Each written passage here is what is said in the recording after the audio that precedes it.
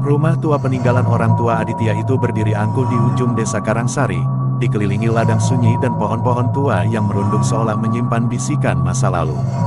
Di belakang rumah itu, menjulang sebuah pohon randu raksasa, batangnya setebal pelukan 4 orang dewasa, daunnya jarang, dan akarnya seperti tangan-tangan menjerat tanah.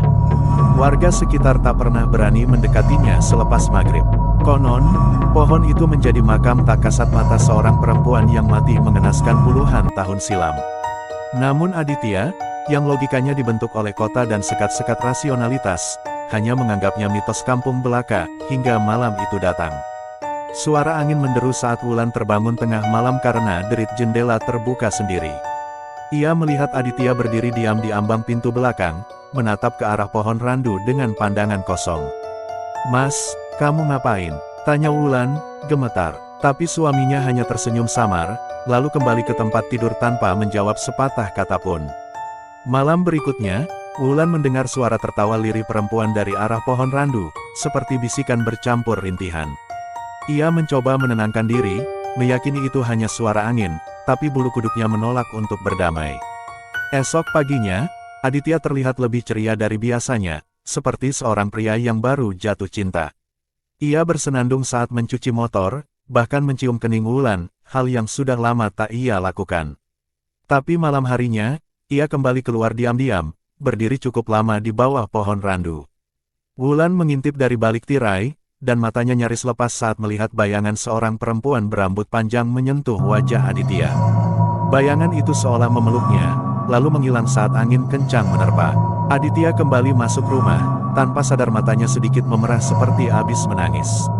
Sejak malam itu, rumah mereka tak lagi tenang. Wulan mulai mencium bau anyir dan bunga kamboja setiap dini hari. Cermin kamar tidur mereka retak membentuk pola wajah perempuan, dan suara bisikan memanggil nama Aditya kadang terdengar di kamar mandi. Aditya sendiri menjadi semakin pendiam di siang hari, namun selalu gelisah menjelang malam. Dalam tidurnya, ia mengigau menyebut nama Sari berulang-ulang, disertai senyum aneh yang membuat Wulan merasa asing dengan suami yang dulu ia cintai. Sesuatu sedang tumbuh dalam kegelapan pohon randu, dan itu bukan hanya akar, melainkan cinta terlarang yang menantang langit. Malam berikutnya, Aditya kembali berdiri di bawah pohon randu tanpa alas kaki, seolah tubuhnya dituntun oleh kekuatan tak kasat mata. Kabut tipis turun perlahan dari ujung dedaunan, membungkus batang pohon seperti selendang gaib. Dari balik kabut itu, muncullah sosok perempuan berbaju putih panjang, rambutnya tergerai sampai ke tanah, dan matanya menatap Aditya dengan kelembutan yang tak pernah ia rasakan dari siapapun. "Aku Sari, kau kesepian, bukan?" bisiknya, suaranya seperti desir angin dan nyanyian perawan terbuang. Aditya, yang semula hendak berbalik, justru mendekat, matanya tak berkedip menatap keindahan yang mematikan itu. Di sisi lain rumah, Wulan terbangun karena mendengar suara langkah kaki yang berat dan suara kursi di ruang tamu tergeser sendiri. Ia mencoba membangunkan Aditya, namun ranjang sebelahnya kosong. Dengan napas tercekat, ia menyusul keluar dan mendapati daun pintu belakang terbuka lebar, menghadap langsung ke pohon randu yang diterangi rembulan. Tapi yang lebih membuat darahnya membeku adalah pemandangan di bawah pohon itu, bayangan Aditya sedang mencium leher seorang perempuan berambut panjang yang tak menyentuh tanah. Wulan menjerit tertahan, namun suara itu hanya terpantul kembali sebagai gema lirik, seakan dunia tak mengizinkannya mengganggu ritual cinta yang penuh kutukan itu. Keesokan paginya, Aditya bersikap seolah tak terjadi apa-apa. Ia mengajak Wulan sarapan dengan senyum yang terasa seperti topeng, sementara matanya terlihat kosong dan bayangannya memantul aneh di cermin dapur. Wulan, yang mulai tak sanggup menahan ketakutan, mendatangi tetua desa, Mbah Jatirenggo, yang langsung pucat saat mendengar nama Sari. Kuntilanak itu bukan makhluk sembarangan, nak. Dia meninggal di bawah pohon itu karena dibakar hidup-hidup oleh lelaki yang ia cintai. Cinta Sari membawa dendam, siapapun lelaki yang ia gandrungi akan menjadi miliknya, selamanya, ucap Mbah Jatirenggo sambil menaburkan garam ke dalam kendi. Sejak malam itu, Aditya mulai menunjukkan perubahan menyeramkan. Ia tak mau disentuh oleh Wulan, bahkan membentaknya jika didekati. Di tubuhnya muncul bekas cakar halus dan tanda gigitan di leher yang tak bisa dijelaskan secara medis. Anehnya, Aditya menganggap semua itu sebagai tanda cinta, dan menganggap Sari sebagai penyelamat jiwanya. Ia bahkan mulai menyimpan bunga Kamboja kering di bantalnya dan melarang Wulan menyentuh pohon randu lagi. Wulan tahu, jika ia tak segera berbuat sesuatu, maka suaminya akan terseret sepenuhnya ke pelukan kematian, dan cinta yang tak berasal dari dunia ini. Hari demi hari, Wulan merasa rumah itu bukan lagi tempat tinggal, melainkan gerbang antara dunia manusia dan dunia kegelapan. Aditya semakin tenggelam dalam pesona Sari, kuntilanak penunggu pohon randu. Ia mulai jarang pulang, dan bila pulang pun hanya untuk tidur beberapa jam di kamar belakang yang kini dipenuhi bau anyir, bunga Kamboja, dan suara rintihan perempuan menjelang dini hari. Wulan pernah mencoba menghapus bunga-bunga kering di bawah bantal Aditya, namun malam itu juga ia pingsan setelah melihat sosok perempuan bermata hitam pekat menempel di langit-langit kamar sambil menjerit, "Jangan ganggu kami." Wulan akhirnya nekat melakukan tiaditiat puasa mutih dan mendatangi petilasan tua di hutan sebelah barat desa, tempat para leluhur desa dahulu bertapa. Di sana, ia bertemu Kiai Surya Lelana, seorang pertapa uzur yang sudah lama tak bergaul dengan dunia luar. Setelah mendengar cerita Wulan, Kiai Surya berkata, "Sari bukan sekadar kuntilanak, ia adalah jelmaan asmara dendam dari masa silam. Ia mencari lelaki yang bisa menggantikan kekasih yang membakarnya hidup-hidup. Jika Aditya sudah menyerahkan nafasnya, ia tak akan bisa kembali." Kiai memberikan Wulan sepotong kain kafan bertuliskan ayat-ayat penakluk makhluk gaib dan memerintahkannya untuk menyelinap ke bawah pohon randu pada malam Jumat Kliwon. Malam itu, langit tampak gelap tanpa bulan, angin kencang berputar seperti pusaran Aditya di belakang rumah. Wulan menyelinap dengan membawa kain kafan dan sebilah pisau kecil berbungkus doa. Ia melihat Aditya berdiri mematung di depan pohon randu, tubuhnya setengah telanjang, dan di hadapannya, Sari melayang-layang sambil merintih manja, memanggilnya, "Suamiku." Wulan menahan air mata dan mendekat pelan. Tapi sebelum ia sempat membungkus Aditya dengan kain kafan itu, Sari berbalik, menatapnya dengan wajah rusak terbakar, mata menyala merah darah. "Kau ingin merebutnya dariku," jeritnya, dan bumi seakan bergetar. Angin menamparkan wajah Wulan dan daun randu beterbangan seperti bilah silet. Suara lolongan anjing menggema dari segala arah, sementara Aditya mendadak menjerit, kepalanya menengadah ke langit dan tubuhnya mengejang hebat. Dari mulutnya, keluar suara perempuan, bukan suara Aditya lagi. "Pergi kau, manusia busuk. Ini cinta yang tak bisa dipisahkan." Kain kafan di tangan Wulan berkobar api meski tak tersentuh bara. Dalam ketakutan dan cinta yang masih tersisa, Wulan berteriak memanggil nama Aditya berkali-kali. Tapi suaminya hanya menatap kosong, dan perlahan, sebuah senyum janggal merekah di wajahnya. Itu bukan senyum Aditya, itu senyum milik Sari. Sejak malam berdarah di bawah pohon randu, Aditya bukan lagi manusia biasa. Ia tak lagi bekerja, tak menyentuh makanan, dan hanya menatap kosong keluar jendela seperti menanti sesuatu dari balik kabut. Wulan yang ketakutan memilih tidur di ruang tamu, namun malam-malamnya terus dihantui suara-suara dari kamar belakang, jeritan wanita, tangisan, dan kadang suara langkah kaki menyeret rantai. Suatu malam, Wulan mendengar suara tawa mengerikan dari dapur, dan saat ia mengintip, ia melihat bayangan Aditya menari pelan dengan sosok perempuan berambut panjang yang tak punya wajah. Setiap Adityan mereka seirama, seperti pasangan yang sedang bercinta dalam irama kematian. Puncaknya terjadi saat Wulan membakar sisa-sisa bunga Kamboja yang ia temukan di bawah tempat tidur. Seketika, angin berhembus kencang dari arah pohon randu, pintu rumah mengayun terbuka sendiri, dan seluruh lampu padam bersamaan. Dari luar, terdengar suara perempuan meraung, lalu suara Aditya melengking memanggil, "Sari. Jangan pergi, aku milikmu." Tubuhnya melayang ke udara, tergantung tak menyentuh tanah, sementara tangan-tangannya terentang seperti direnggut dari dua sisi dunia. Dari matanya mengalir darah hitam pekat, dan dari mulutnya keluar suara-suara berbahasa kuno yang Wulan tak mengerti. Keesokan harinya, tetangga mulai berbisik-bisik tentang bau bangkai yang menyebar dari rumah Wulan. Tak ada yang berani mendekat, apalagi setelah melihat sosok bayangan wanita berambut api berdiri di atap rumah setiap tengah malam. Bahkan Mbah Jatirenggo pun menolak datang saat Wulan memohon bantuan. "Ini bukan urusan manusia lagi, Nak," katanya sambil memejamkan mata penuh duka. Sari merasa dicuri, dan arwah yang jatuh cinta adalah arwah paling pencemburu. Ia tak segan membunuh siapapun yang menghalangi ikatan asmara dari alam baka. Malam Jumat Kliwon berikutnya, Wulan mengunci diri di kamar depan, memegang tasbih dan kain kafan pemberian Kiai Surya. Tapi pintu berderak hebat, seolah dihantam badai dari luar. Aditya berjalan mendekat, namun matanya bukan mata manusia.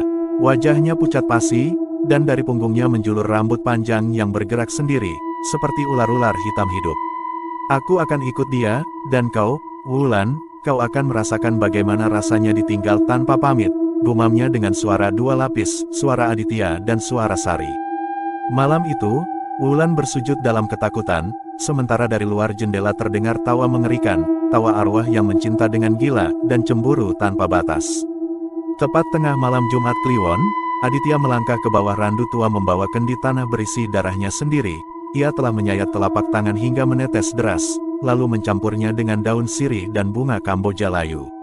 Cahaya rembulan mendadak memudar seperti ditelan kabut, dan ketika Aditya menorehkan darah itu ke kulit pohon, suara lirih Sari menjelma angin, berbisik, dengan darahmu, kau serahkan jiwa dan raga padaku. Batang randu berdenyut seakan hidup, meresap cairan merah gelap itu, akar-akarnya merambat memeluk kaki Aditya, menahan agar ia tak lari dari ikrar sesat yang mulai ditulisnya di antara dengus napas beku. Sementara itu, Wulan menempuh jalan setapak menuju rumah panggung bambu milik Kiai Umar, seorang pengamal ruqyah yang tinggal di tepi persawahan.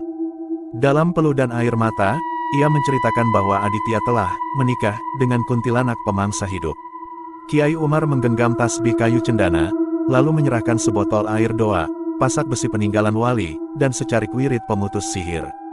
Saat darah bercampur dendam, hanya kalam suci dan keberanian istri yang bisa menebasnya, pesan sang kiai, menatap mata Wulan yang kini dikeraskan oleh tekad meski tubuhnya gemetar disergap rasa putus asa.